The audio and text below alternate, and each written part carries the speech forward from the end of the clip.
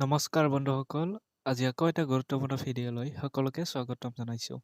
এইটো ভিডিঅ'ৰ মাধ্যমেৰে আমি আলোচনা কৰিম FY/UGP ছেমিষ্টাৰ ৰিজাল্ট, যিহেতু আপোনালোকৰ ফাইনেল এক্সাম হৈ গৈছে, এতিয়া ৰিজাল্ট দিয়াৰ সময় হৈছে আৰু ৰিজাল্টসমূহ কেনেদৰে চাব আপোনালোকে ইয়াৰ বিষয়ে আলোচনা কৰিম।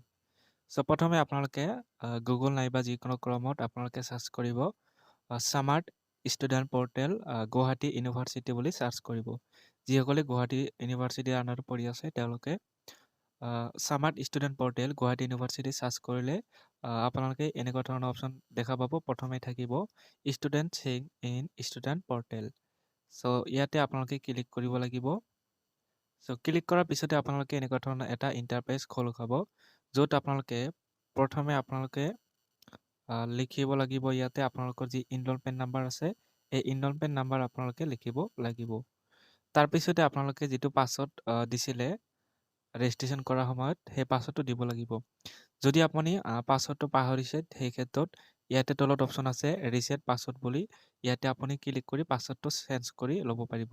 য'ত ইমেইলটো লাগিব, যিটো আপুনি ৰেজিষ্ট্ৰেশ্যন কৰাৰ সময়ত দিছিলে, মেইলটো আপোনালোকে তাতে OTP যাব, সেইটো ভেৰিফিকেশ্যন কৰিলে আপোনালোকে নতুন পাছৱৰ্ড পাই যাব। তাৰপিছতে এইটো আপোনালোকে প্ৰথমে ইনৰলমেণ্ট নাম্বাৰ, তাৰপিছতে পাছৱৰ্ডটো দি লগইনত ক্লিক কৰিব।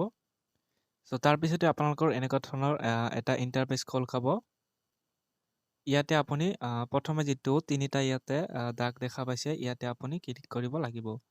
চ' ইয়াতে যেতিয়া আপুনি ক্লিক কৰিব, তেতিয়া আপুনি আকৌ এটা নতুন ইণ্টাৰফেচ খোল খাব। এনেধৰণে দেখা পাব ইণ্টাৰফেচটো। চ' ইয়াতে আপুনি ক্লিক কৰিব লাগিব। যিটো আপুনি দেখা পাইছে ইয়াতে অলপ এক্সামিনেশ্যনত আহিব, তাৰ তলতে ঠিক আপোনালোকৰ 4 নম্বৰত চাব, ইয়াতে লিখা আছে grade card or result. Grade card অব্লিক ৰিজাল্ট বুলি আছে, এইটো ইয়াতে আপুনি ক্লিক কৰিব। ঠিক আছে, আৰু এবাৰ দেখুৱাই দিছোঁ গ্ৰেড কাৰ্ড ৰিজাল্ট। চ' তাতে যেতিয়া আপুনি ক্লিক কৰিব, ক্লিক কৰাৰ লগে লগে আপোনালোকৰ ৰিজাল্টসমূহ এনেধৰণে শ্ব' হ'ব। ইয়াতে আপুনি প্ৰথমে আপুনি ভিউ যিটো অপশ্যন দেখা পাইছে, ভিউ অপশ্যনত আপুনি ক্লিক কৰিলে আপোনাৰ ৰিজাল্টটো PDF সহকাৰে পাই যাব। চ' আপোনালোকে প্ৰথমে চাব লাগিব। ইয়াৰ কাৰণে সকলোৱে ফাৰ্ষ্ট ছেমিষ্টাৰ যদি হয়, তেতিয়াহ'লে সকলোৱে ৰিজাল্ট চাব নোৱাৰিব, কাৰণ আপোনালোকৰ ABC ID বনাব লাগিব। ABC ID যদি নবনায়, ইয়াতে স্মাৰ্ট পৰ্টেলৰ লগত আপোনাৰ ইনৰলমেণ্ট নাম্বাৰৰ সৈতে ABC IDটো লিংক থাকিব লাগিব।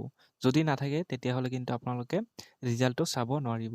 চ' অতি সোনকালে আপোনালোকৰ ABC ID বিলাক লিংক কৰি ল'ব, তেতিয়াহ'লেহে আপোনালোকে ৰিজাল্টসমূহ চাব পাৰিব, নহ'লে কিন্তু ৰিজাল্ট চাব নোৱাৰে।